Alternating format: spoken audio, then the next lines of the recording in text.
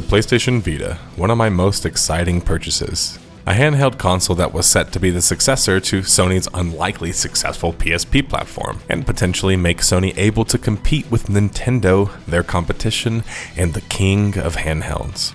The PS Vita, Latin for life, would launch in Japan at the end of December 2011 and the beginning of 2012 in February in the US and beyond. However, like some Sony gaming related things lately, Sony just didn't stumble. They missed the mark by most people's estimations by, as we say in the South, a country mile. Sure, the Vita device itself is incredibly impressive and was very much so upon its launch, but the Vita, despite having an impressive device, and of late now used as an impressive emulator and retro console, was unable to even last past 3 years, having their official Sony support cancelled in 2015, with the console being discontinued a mere 4 years after that. With most of the console's success coming from an unlikely assortment of Japanese RPGs, spin-off titles, and a couple major flagship-level games. The PS Vita is now one of those internet royalty consoles, where it had quite the glow-up from its initial impressions and has managed to find itself a place in the console emulation market.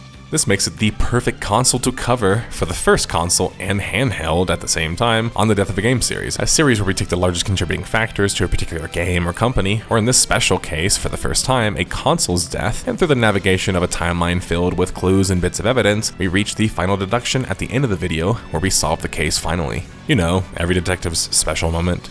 Grab your old Vitas, and if you sold yours like I did when things were getting bad, we can just pick our Vitas up in spirit. It's one of the most misunderstood consoles, and its management is very likely a case of mishandling, more so than the market rejecting it. Let's get to the case.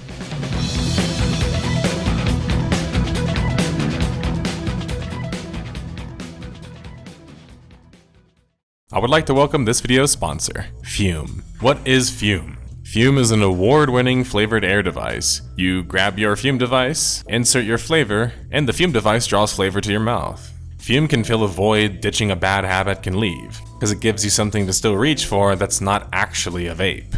That's right, there's no vapor. You can use it anywhere. There's no nicotine either, so it's not addictive, and it has non-toxic flavors. It really is a guilt-free alternative. There's no batteries in the device, so you'll never need to charge it. And it looks cool. You can feel the weighted, high-quality design just by looking at it.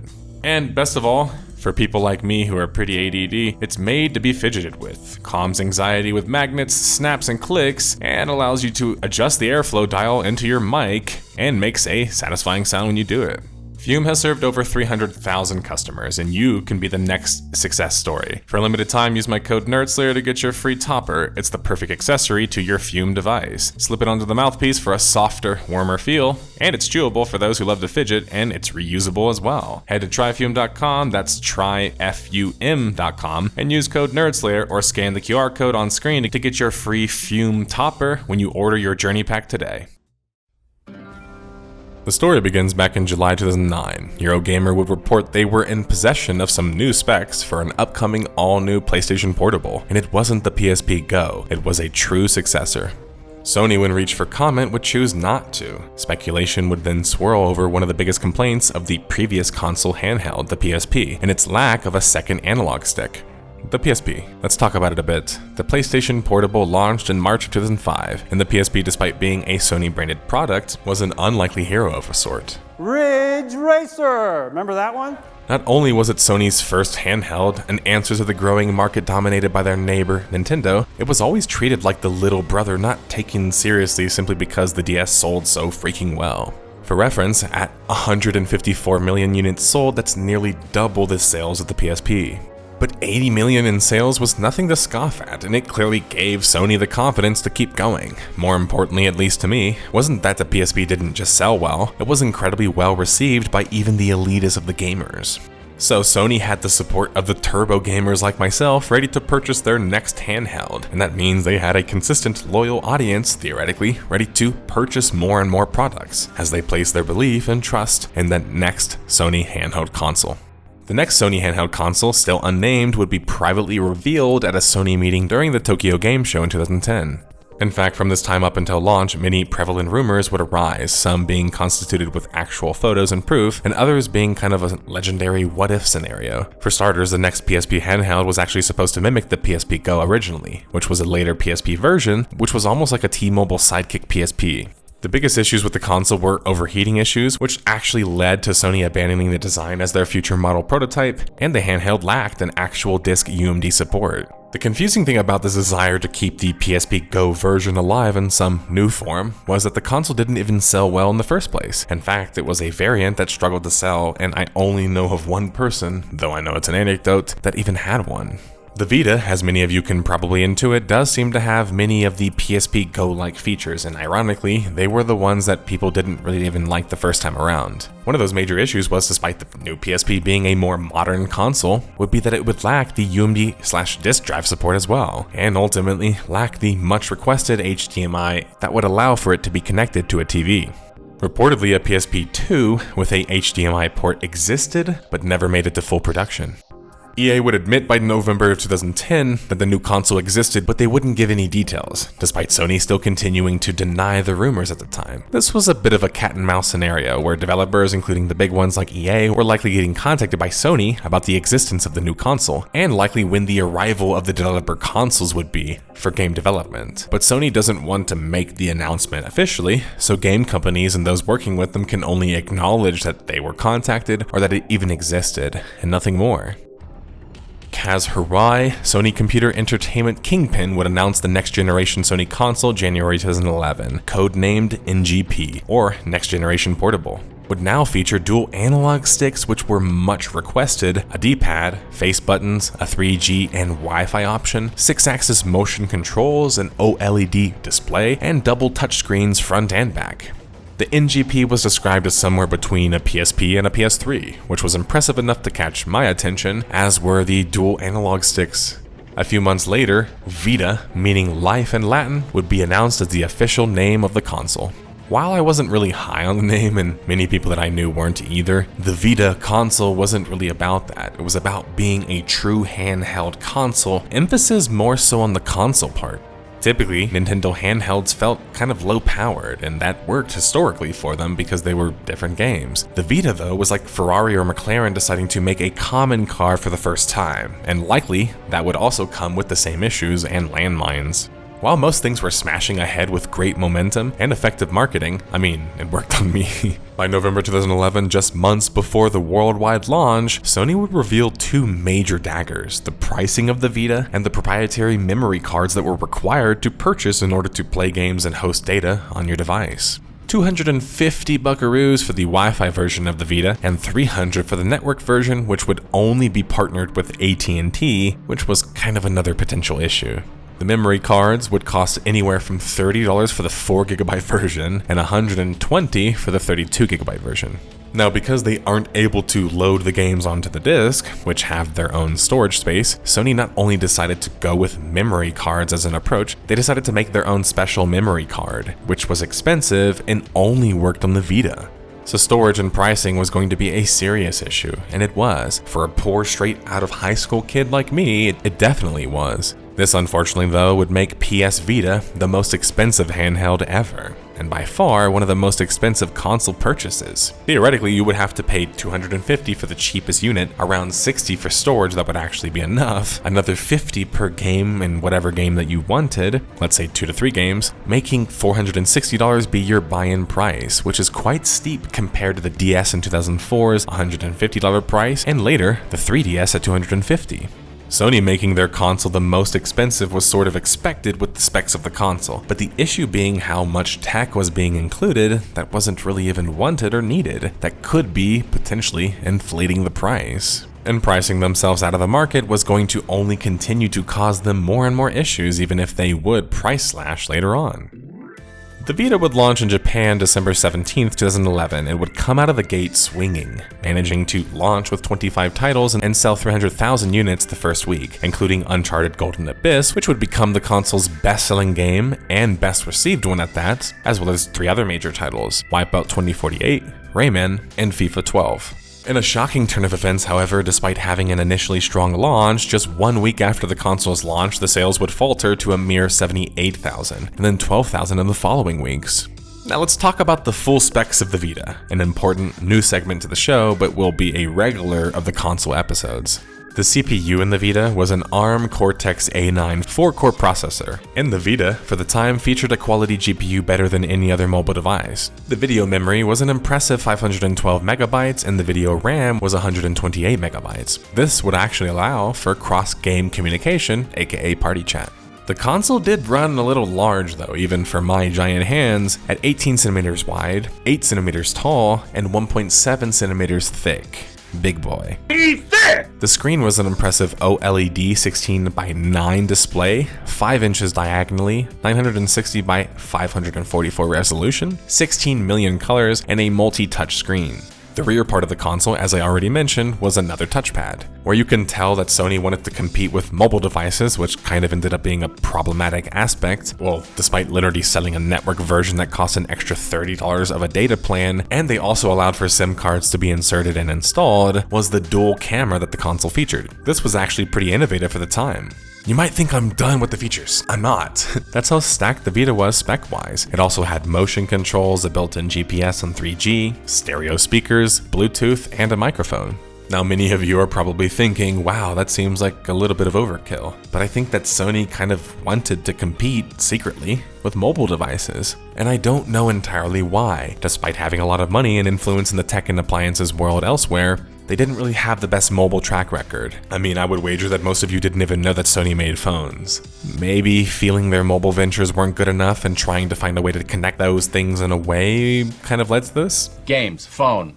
Or putting too much trust in the mobile market, unseating the console handheld market. Whatever the Sony reasons, they likely stacked their console a bit too much and thus made it not priced very competitively. This makes it quite the cool console in modern times and even in retrospect, as the console was so stacked because it wasn't competitive, if that makes sense. Thank you for supporting the channel through watching, liking, and commenting on videos. You can also support the channel by joining the YouTube memberships, making a donation, or joining our channel Patreon. This allows us to continue to make content that we desire to make without having to focus too much on what's popular and trendy to follow the algorithm. The Vita would launch in the US and beyond February 15th, 2012 and on. The first week, the Vita would sell an impressive 200,000, but then only transition to 50,000 units a month. By the end of February 2012, the Vita had already sold 1.2 million units, which seemed impressive. However, it was heavily stalling, and Sony even pulled its individual breakout numbers and combined it with the PSP sales going forward, which is corporate lingo for, well, it wasn't doing that well. IGN's review of the console is a great example of the perils of trusting media for console reviews. I know, more of me being a meaniehead to traditional media, but hear me out. Media outlets don't have to pay for the console, which makes the PS Vita's greatest complaint essentially void. It's not just IGN who does it naturally either. I just use them as an example, an easy one. But that means that the reviews aren't really about informing the market nearly as much as you would think. Read through the reviews yourself to see, and the IGN review is glowing about many features the console possessed, a 5-hour battery life, a beautiful touchscreen, and more. However, regarding cost, they only seem to acknowledge the more obvious, which is that the network data plans for the Vita are overpriced and just not worth the value. This means that the critical reception for the Vita is a bit misleading, because what use is a glowing review and a bunch of glowing reviews about the features of the console if most people can't even afford the console or just aren't willing to buy it? Sony would recognize the Vita's faults post-launch and within a year would launch a follow-up version, dubbed the PS Vita version 2000 in 2013. IGN would review the new console and form their conclusions as such. With cheaper hardware, the new PS Vita may seem like a regression for the platform, but it could be the key to its survival. The new design makes it more portable, more comfortable to use, and while the LCD display isn't quite as nice as the original OLED, it yields better battery life. Most importantly, it allows Sony to be competitive and flexible on price, which may make the system more accessible to a broader audience. And with features like remote play and cross-platform purchases, the PS Vita is quickly becoming an appealing companion to the PS4. This was quite apropos, though I don't know how much of it made fans of the console excited that much. Most of us had already purchased the early console and bought into, essentially, that business model that was already being pivoted off of. It was, as IGN stated, necessary for the console to find success abroad, however. To coincide with the new console version would also be the dropping of the price to $200. Behind the scenes, Sony had even patented a HDMI and USB port version, something that the Vita lacked both of, by the way, which would allow for the console to be played on a TV and actually be the companion console proper that IGN hints at the end. But this is where things get a bit zany, to say the least. Sony, likely recognizing the stalling success of their new console, would start finding ways to connect and combine the console and its features to their upcoming major platform, the PS4. The idea for Sony was that you could use the PS Vita as a controller for the PS4, and maybe even have some special controller interactions from such like the Wii U. The Vita would also allow you to play some PS4 games remotely, at least that was the plan. The idea was cool but half-baked, and you could tell that Sony was changing gears almost last second to make it work there. But having a $200 controller, remote play or not, might not exactly be what the market was asking for. Coming as a critical dagger to the potential success of the PS Vita was the news, August 23, 2013, that the Monster Hunter franchise would not be coming to the Vita anytime soon, and their focus would be on Nintendo DS instead. That meant that not only did their competitor, the DS, gain another major title, they gained the PS Portable's best-selling franchise historically up to that point. And as many of you know, Monster Hunter would then go on to be quite a bit more successful as well. The PS Vita losing their flagship portable hit, Monster Hunter, was a crucial blow to the platform. Because by the end of 2013, the PS Vita had only sold 4 million units, only continuing to stall. This was despite the major success of one of the best-selling titles and the best-rated title, Persona 4 Golden. Persona 4 Golden is awesome on the Vita and was rated the best place to play the game. It's where I played P4 Golden and why I got my Vita initially. The issue being, despite exclusive titles for the time like Persona 4 Golden, many of the other best-selling titles were kind of the best-selling titles because of their large existing IPs and being spin-off titles, like Uncharted Golden Abyss, Assassin's Creed Liberation, COD Black Ops Declassified, Minecraft later on Vita, Killzone, Need for Speed Most Wanted, and the Final Fantasy X and X-2 Remastered.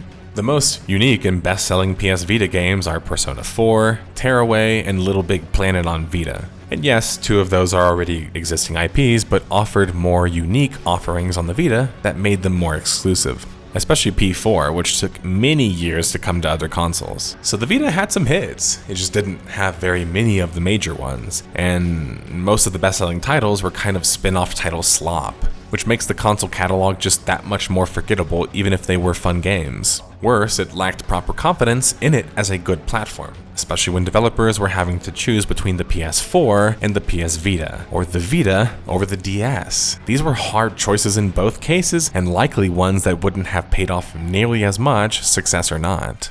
The PS4 would launch in November 2013 and greatly smash its competitor, the Xbox One, which would then become a trend. The PS4 launch was great, and I'm not really going to talk so much about it besides just remarking about it in that sense. People knew ahead of time that both consoles were going to come out though, and very likely were having to make a decision on which one they wanted to purchase.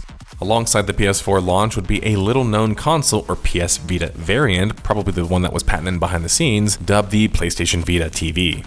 The Vita TV was essentially a pared down even more so version of the Vita, akin to almost like the docking station of the Nintendo Switch without needing the console component. This would allow Vita games to be played on the TV, but not all of them. Unfortunately, only 60% of them could be played due to the need of Vita motion and touch controls in the other games. And although it was effectively a cheap Vita alternative, for those who already owned a Vita, you had to purchase another $100 console to play the Vita on your TV. And on top of that, it launched the same time as the PS4, which kind of doomed it in the marketing cycle and also made it a quite expensive accessory console of sort.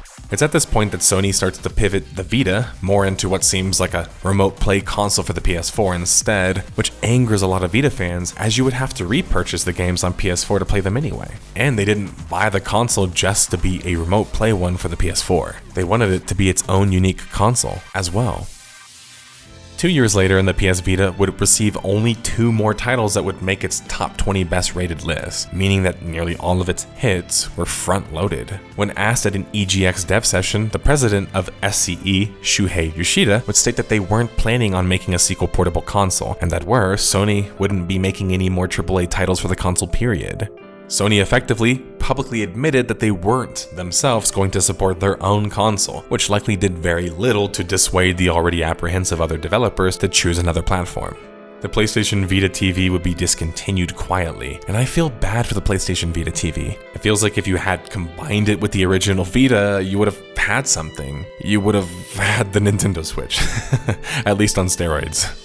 By the end of 2015, the Vita would lose nearly all of its major AAA support, but through the efforts of Shahid Ahmad, would change gears and focus and work to bring more successful JRPGs that hadn't been across the seas yet across the seas, such as the Zero Escape series or Disgaea. Without these lesser-known JRPGs and titles, the Vita wouldn't have any success to speak of, besides the success of the Minecraft Vita version in 2015.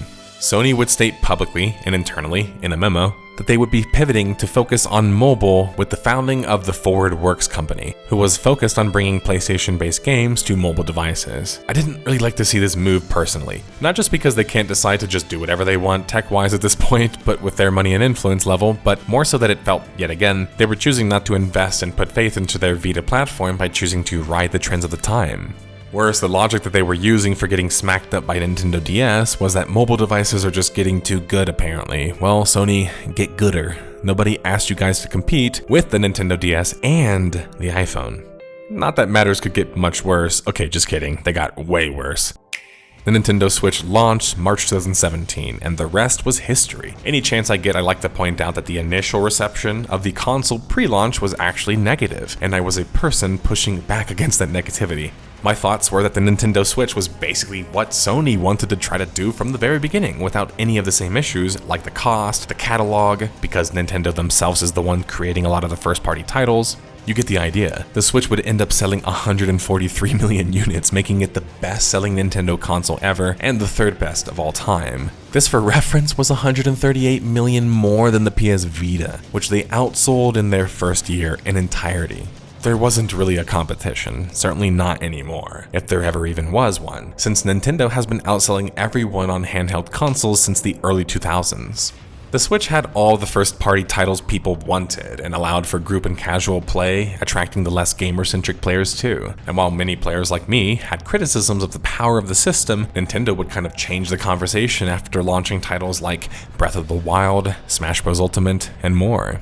Just look at how impressive the top title catalog is and how much they were able to sell. And notice how 9 of the titles on the top 20 list aren't even from the first 2 years either. The PS Vita just didn't have the firepower to keep up with the Switch. The Switch didn't even need to worry about winning hardware-wise with advancing tech, and less of a focus on the bells and whistles either. Another dagger of a reference is, though, that the Switch was charging the same price as the Vita was for the network version at $300, making it the most affordable and innovative console basically ever for what it offered and allowed you to do, aka play it completely handheld as well.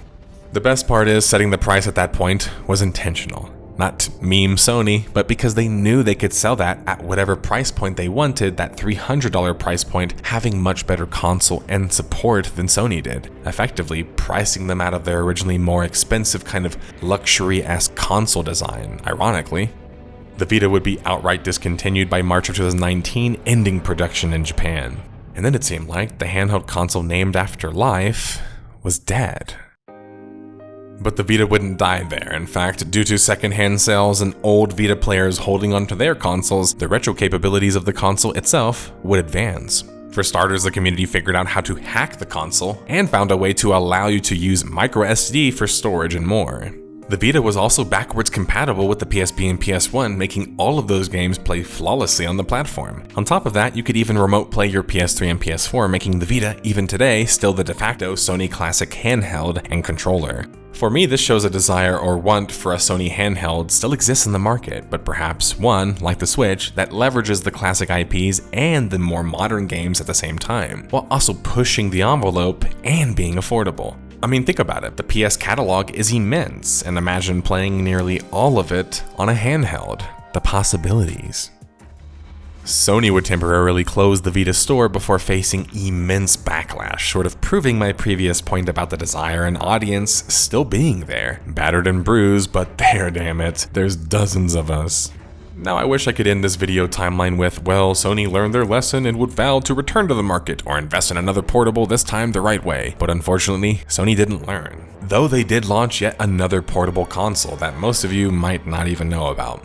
This time, almost an exclusively remote play console that cost $200, required you to be at home to use it, required you to also buy proprietary wireless headphones if you wanted to listen wirelessly, and it must be played on Wi-Fi. Either Sony learned basically nothing from their competition and mistakes, or just launched the PS Portal as some half-baked, nearly cancelled project. I don't really know. The PS Portal is puzzling to say the least, and it does nothing to seriously introduce or reintroduce PlayStation to the portable scene. It also just continues to make Sony look so out of touch. All the potential's there, and yet they just can't do it. With the music playing in the background detectives, it means that this case has come to an end. While the PS Vita finds life in communities, it was officially discontinued. And if you weren't paying attention along the way to the clues as they arose, you might have missed the largest contributing reasons as to why that was. So, why did the PS Vita die? Lack of proper and successful handheld console strategy and focus. Lack of support from the parent. A lack of important features. Poor AAA title support and catalog. Overly and incorrectly priced. With Sony still around in some form in the handheld market, though quite the strange one, there are some thoughts as to whether they would even try to do another one. More seriously this time. The fact that they even did the PlayStation Portal already surprised me. In fact, the fact that it also sucks still surprises me. But we shouldn't be surprised for whatever reason. Despite being nearly endemic to the gaming industry, it seems that Sony of late has had a bit of a habit of being routinely out of touch. Like sure, they're still winning the console race by a landslide, and they still have had some pretty big hits they supported directly come out, but their addiction to the live service games has been a strange one to say the least, especially now with the recent major failure of Concord. And yet Sony still promises like 8 to 10 more live service titles to come. Sony, please stick to the single-player games and consoles that you actually end up fully supporting. Thanks. Signed, a Vita fan and a detective. Thanks for watching.